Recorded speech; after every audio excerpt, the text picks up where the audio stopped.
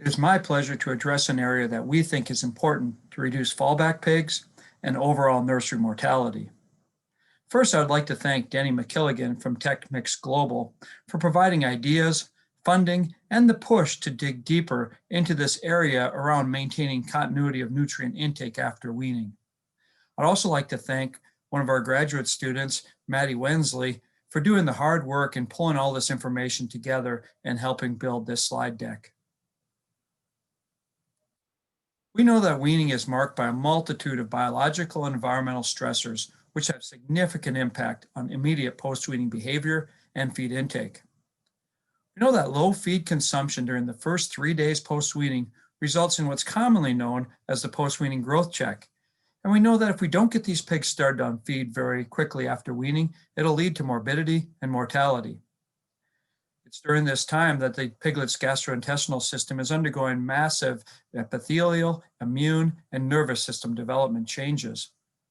These changes are heavily impacted by the amount of nutrients that are present in the GI tract, and having periods of time, especially extended periods, without any feed available in that digestive tract has a major negative effect on this epithelial structure, and we also know now the immune and nervous system development of that pig.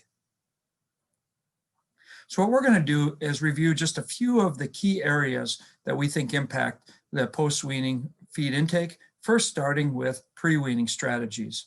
I'm going to spend most of my time here because I think there's some of the areas that we've often overlooked some in production systems. First one is we've known for some time that weaning age does have a big impact on growth all the way to market. We know that weaning older, more developmentally mature pigs helps prevent many of the adverse effects of weaning associated stressors.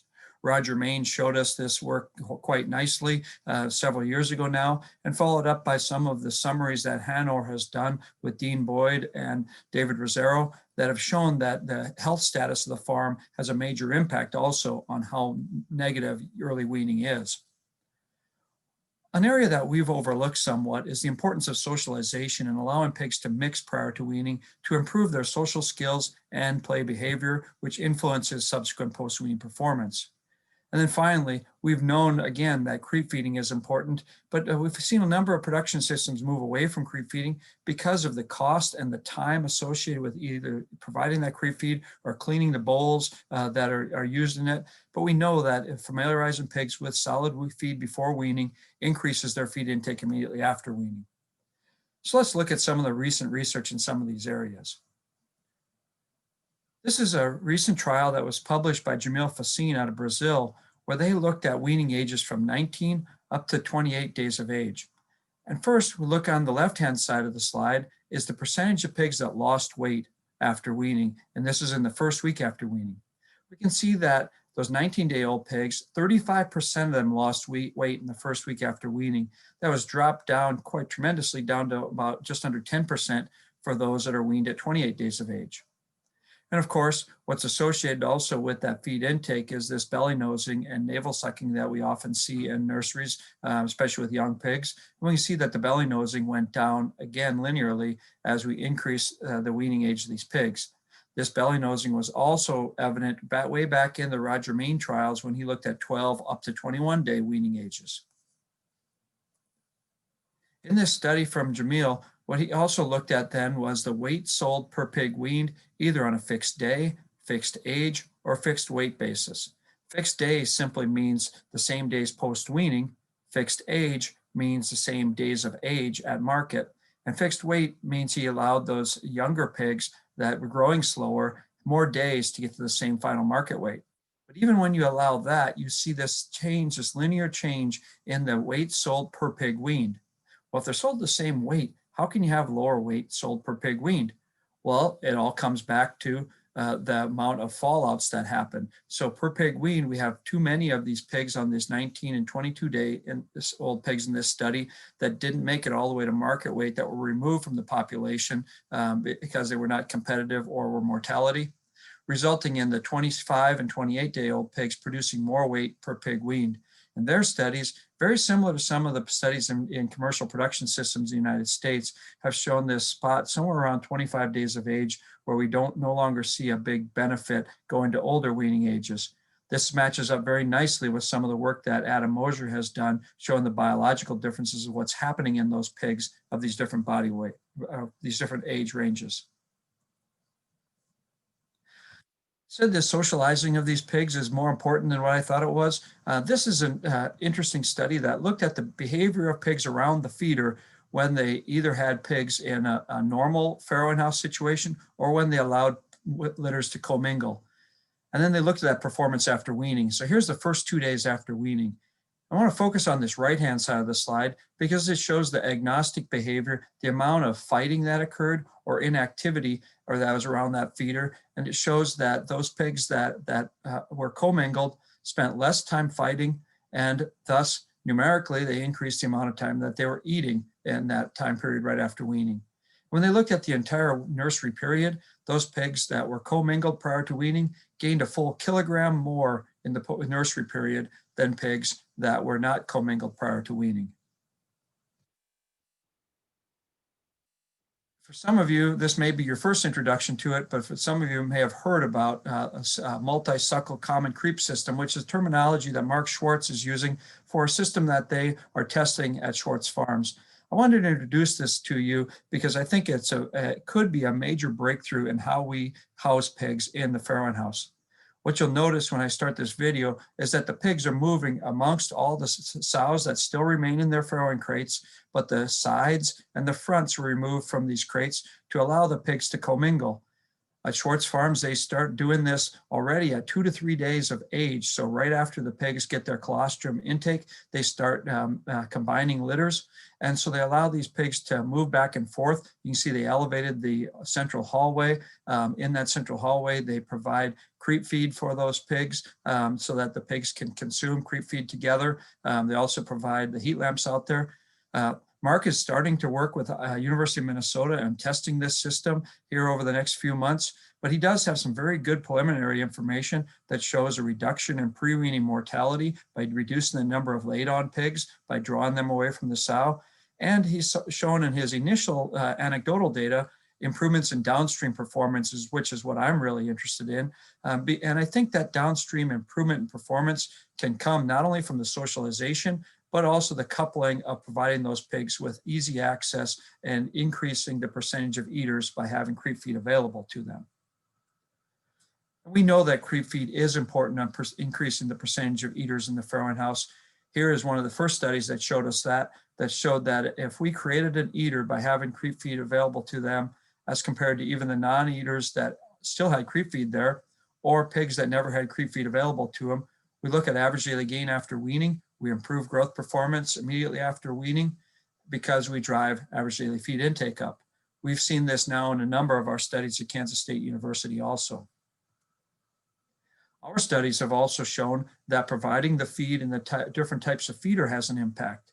So if we provide the feed in a rotary hopper feeder, as shown on the left-hand slide here, we got about 70% of those pigs to consume creep feed before weaning, as compared to about 50% if we provided them just this simple pan without sides or a hopper on it, and only about 40% when the feed was provided in a pan along the side of the crate. And a research trial that was published last year that takes this one step further looked at a conventional creep feeder with, again, some of these side dividers to divide these feeding spaces, similar to what we had with our hopper feeder, and compared that to what they called a play feeder. So a play feeder has either ropes or cloth attached to the blades here, so it draws the pig to play with those cloth or ropes to get them near that feeder and spend more time there with the hope that they'll consume more feed. And what these graphs show us is that that's exactly what happened. First, they spent more time at that feeder, which increased the percentage of eaters, whether it was measured at 6 days of age, 16, or 23 days of age. They went from about 70% of those pigs being eaters to almost 100% of those pigs eating at 23 days of age. What this did then was, by having that play feeder, it increased the post-weaning average daily gain because, again, it increased post-weaning feed intake during that first 15 days after weaning. The type of feed that you put in that creep feeder also is important. This looks at a 2mm pellet versus a 12mm pellet. The larger pellet increases feed consumption before weaning either from day 4 to 11 of age in the farrowing house or from day 4 to weaning. If we then take those pigs into the nursery and we look at that pre-weaning pellet at the either 2 or 12 millimeters again, and then we look at post-weaning pellet size and above that, we see the pigs that were provided that 12 millimeter pellet before weaning had higher feed intake and higher average daily gain during the first 10 days after weaning. So this is total weight gain in that 10-day period was greater when they had that larger pellet before weaning. This trial, it shows that the pellet size provided after weaning didn't seem to have any impact. So there's certainly no advantage of using a very small micro pellet, which is also more expensive to produce than the larger pellet. So that's just a few of the areas that we think we have a lot of information on in terms of that way we can help improve post-weaning performance by getting those pigs started on feed faster. There's a few areas that have shown some promise, but we need more information before we really can implement them on a wide-scale basis on farms. One of them is changing the diets of those gestating and lactating sows to try to improve the colostrum supply. Good examples of that is there's some individual trials looking at branched chain amino acids, and particularly valine right before farrowing, or essential fatty acids in the transition diet before farrowing that show its impacts on colostrum supply. But again, we need more information to be able to know the exact levels of these or whether we provide enough benefit for the extra cost. Also, on the fetal imprinting side, there is evidence that providing flavors, certain olfactory flavors in the gestation and lactation diet, or through the drinking water in the farrowing house, or in the creep feed in the farrowing house, we can increase consumption of feed immediately after weaning. But again, these are individual trials, and not all trials have shown the same benefit, so we need more work in that area. And then in this whole socialization and environmental enrichment area, needs to be more work on practical on-farm socialization and enrichment strategies to decrease not only the latency to feed, but that body weight loss that occurs immediately after weaning. I really like that system that Schwartz Farms are testing in the Multisuckle common creep system, and would encourage anybody that has an interest in testing that kind of a system to reach out to us, because we are looking for collaborators that are willing to do more work in the area. Now, as we switch to post-weaning strategies, I'm just going to touch on a few areas here. We do know that feed availability, water enrichment, nursery placement, how we place those pigs in the nursery, and the diet form all can have impacts. If we provide more feed available to those pigs immediately post-weaning, we can increase feed intake.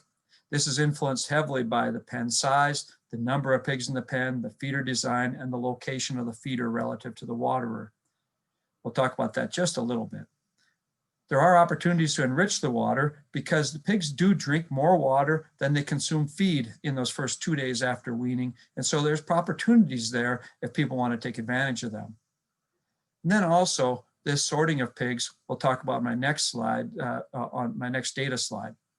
And then the diet form. We know that piglets prefer diets manufactured with coarse ground grains, somewhere around 600 to 700 microns, as compared to 300 microns and 400 micron grains, especially when fed in a meal diet.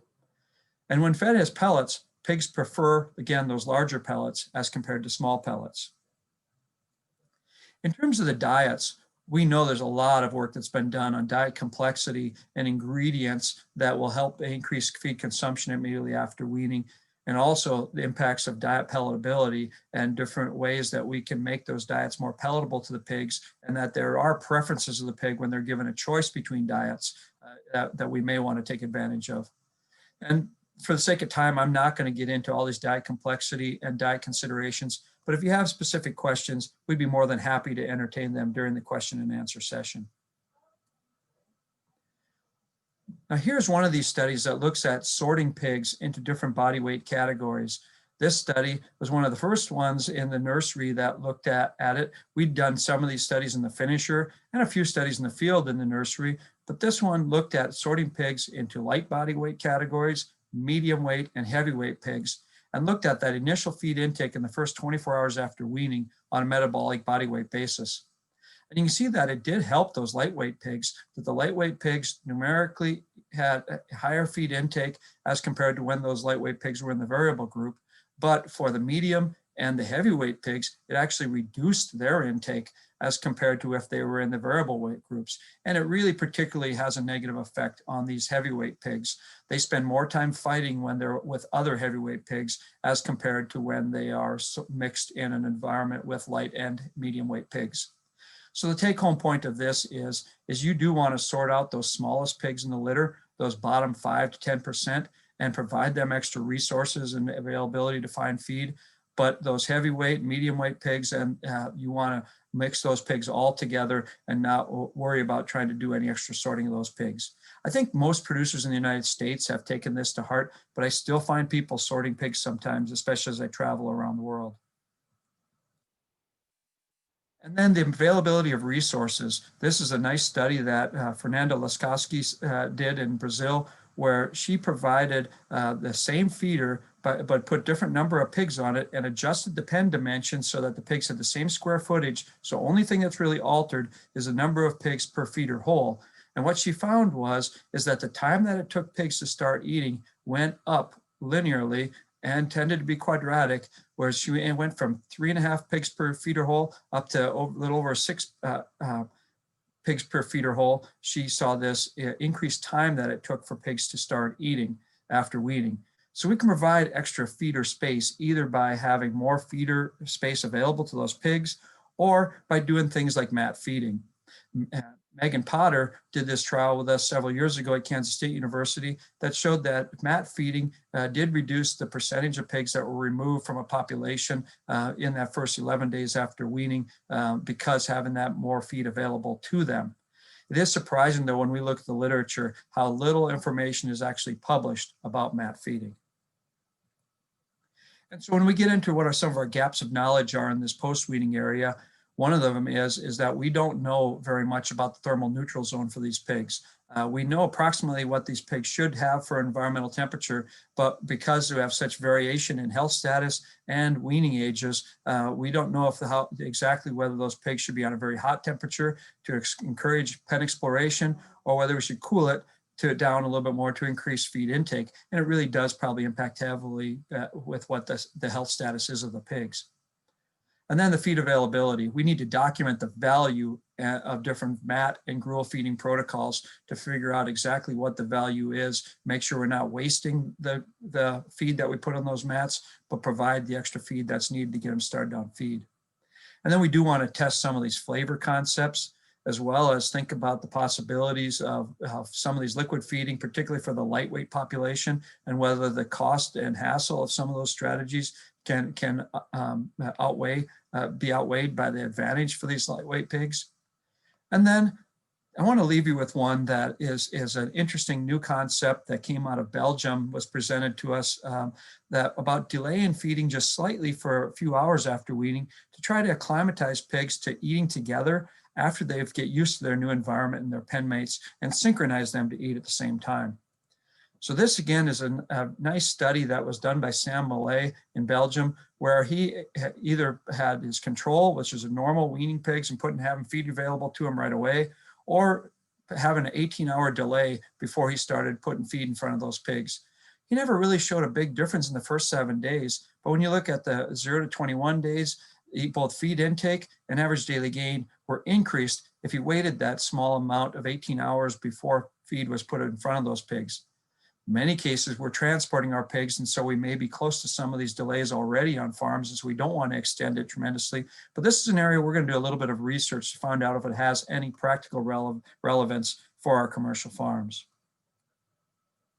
And so with the time I've had allotted to talk to you this morning, I just wanted to cover what some of the things that we know that influence post-weaning behavior, ranging from weaning age, early socialization, and creep feeding, down to diet form, complexity, and palatability, and nurse replacement strategies.